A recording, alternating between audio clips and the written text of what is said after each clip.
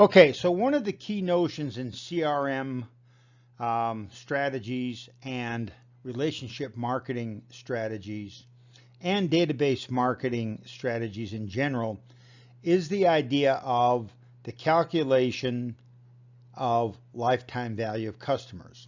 So let's talk a little bit about lifetime value of customers so we gather a little bit of a better understanding before we actually try to make some of those calculations. All right, so lifetime value is calculating the value of your organization's customer inventory. Lifetime value is the net present value of the profit a firm will realize on the average new customer over a period of time. That is, lifetime value is the net present value, that is, the value, the profits in discounted for the net present value of the firm on the average new customer over a particular period of time.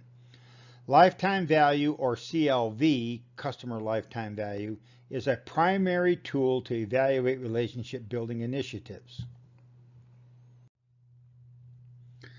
All right, Jack, well then, if this is such an important idea, why don't most firms calculate lifetime value? Firms talk about how valuable their customers are, and they talk about lifetime value of customers, but they don't actually calculate it. It's mostly yak and not action. So why don't firms actually calculate lifetime value? First off, they don't understand it. They understand the concept. They don't really understand what lifetime value is in terms of making the calculation. It seems too complicated. They don't have a database in place or the information to actually calculate lifetime value. And even if you have a database in place, calculating lifetime value is still technically challenging in certain instances. Third, they tend to have a short-term mentality. They're not interested in what's going to happen 3 or 4 or 5 years from now. They're really only interested in this quarter, much like the financial reporting is on Wall Street. And then finally, many don't have the skills necessary to take advantage of its value, even if they did calculate it. And of course, like I said, they probably don't know how to calculate it anyway. So what are the factors that affect lifetime value? Well, there are 4 things that are the main drivers of the lifetime value of customers. One is customer retention.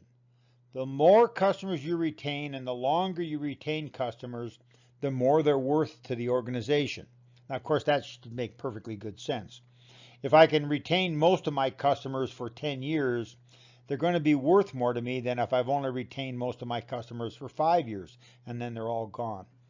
The second major factor that affects the lifetime value of a customer is how much they spend with you per period, whether it's a month or a year or decade or however long it might be. How much do they spend with you? The third factor are referrals. That is, how much positive word of mouth and how many people do your customers actually refer to you? How many customers are really driven to you by your customer base? Think about if you owned a restaurant. Much of your business at a restaurant would come from referrals from customers who come to your restaurant on a regular basis. They are one of your major marketing tools. And of course, referrals is something that really does affect the lifetime value of your customers. And then finally, the costs. One of the things that we understand about lifetime value of customers is that the longer you have a customer, probably the lower the costs are associated with errors in terms of ordering and purchasing and delivering errors, and also costs associated with being able to service these individual customers. The reason for that is that if you've had a customer for a long time, the term that marketers like to use, or services marketers like to use, is that the customers know the dance. That is, customers know how things work, and so they don't create friction, they don't create extra time, they're sort of ready to go.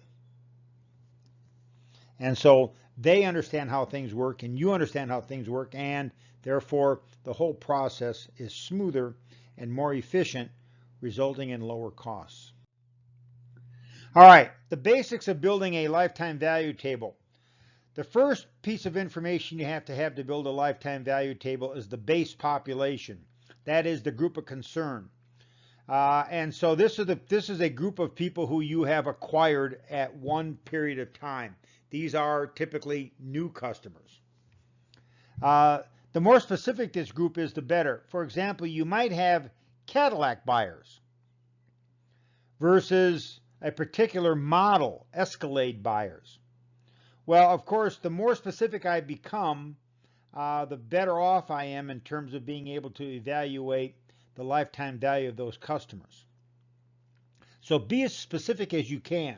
Even if you end up with smaller groups of people, you will find that those groups of people will have different spending patterns and probably different retention and referral patterns. Second is we need to calculate the retention rate. The retention rate is the single most important calculation on the lifetime value table. It's a measure of customer loyalty and some degree satisfaction.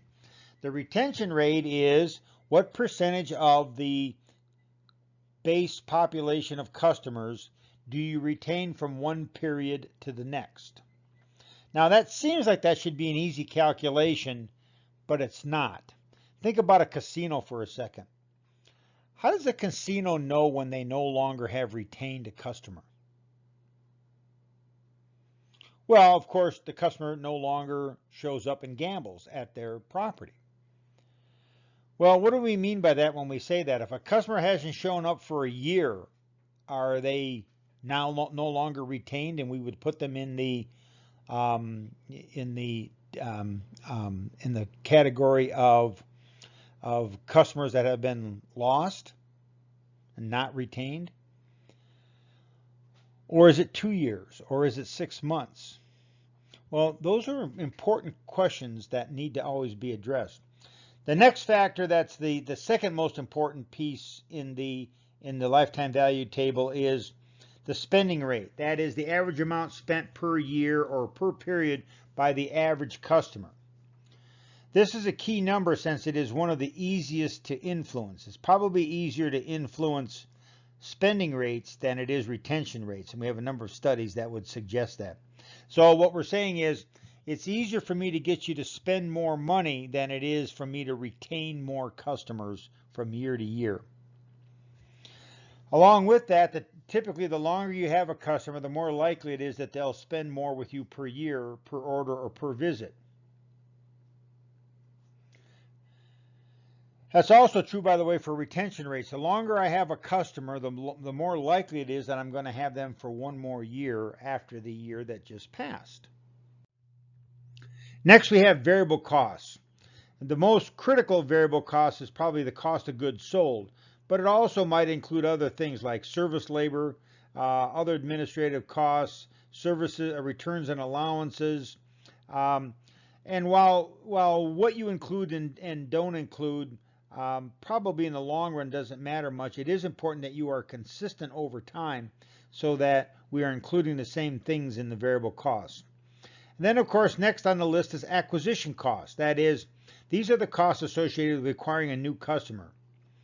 Usually it's all the marketing costs that can be attributed to the base population or group of concern. Now, once again, this sounds easy, but I'm not so sure it is. How much money do you think UNLV spends per student who actually starts to take classes there on marketing?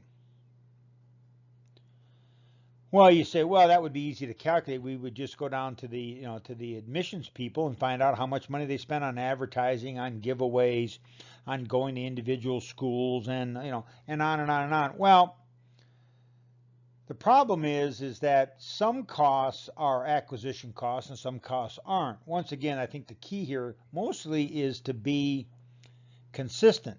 But the amount of money that UNLV spends on acquiring students is much higher than you might guess it is. And then, of course, we're interested in gross profits, and these are revenues minus costs, just like it always is in all the business.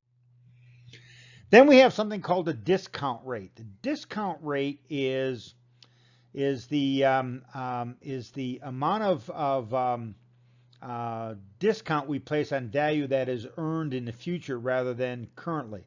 For example, if I said to you, I'll either give you $1 today or $1.20 a year from now, which would you rather have? Well, most of you know that you probably that 20 that would be a 20% increase in 1 year. So most of you would say, I'll just wait and give me the $1.20 a year from now. That's like, would you rather have $1 million today or $1,200,000 a year from now? And almost all of you would say, I'd rather have the 1.2 million a year from now, and I'll deal with that time between now and then.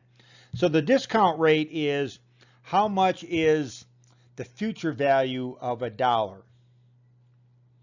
And so the discount rate is sort of how much do we think we could earn on that money if we had it today instead of getting it a year from now. Obviously, the more recently we can get the money, that is, the sooner we can get the money, the more it's worth to us. $1 today is maybe worth $1.10 a year from now. But if you told me I wasn't going to give it to you for 5 years, well, you might say, well, in 5 years it's going to have to be $2 instead of $1. Okay. Then we have something called the net present value of profits. These are the profits that have been adjusted by the discount rate, specifically gross profits divided by the discount rate. And when we go through a lifetime value example, we'll show you how that works. And then we have cumulative net present value of profit. That is the cumulative profits that have been adjusted by the discount rate yearly. And so that we can make that calculation. Then we have this term called the lifetime value. The lifetime value is simply the cumulative net present value of profit divided by the total original population. And once again, we'll show you that calculation in just a little bit.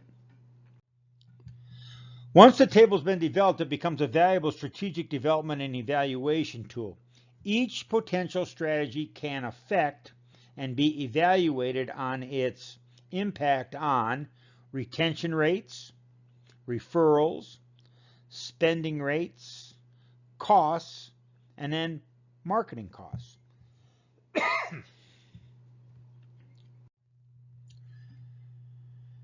All right, a couple of other things that we the key notions for using lifetime value. That is, we ought to calculate lifetime value for different groups. We ought to look at our retention rates and see what happens to our retention rates over time. One of the major goals for UNLV is to increase their retention rate of students. Now, to be fair, it's important that the retention rate of your students be calculated the same year after year. Otherwise, that's not going to be a comparable number, and we want to be careful that that is calculated the same way year after year. Lifetime value gets you to view your customers as assets that need to be maintained and managed. And of course, lifetime value is the basis for strategy development and evaluation. And once again, we're going to show you how that works in the next few lectures. In summary, lifetime value is a practical, quantitative technique for determining the effectiveness of strategies aimed at building relationships with customers. Lifetime value is the future net profits computed in today's dollars using a net present value calculation method. Lifetime value grows with the number of repeat customers, referrals, and spending rate increases. And of course, that results in years as a customer. How do you calculate lifetime value for a single customer? Well, you take the group's numbers and then put in the individual spending rate. We'll show you how to do that later on.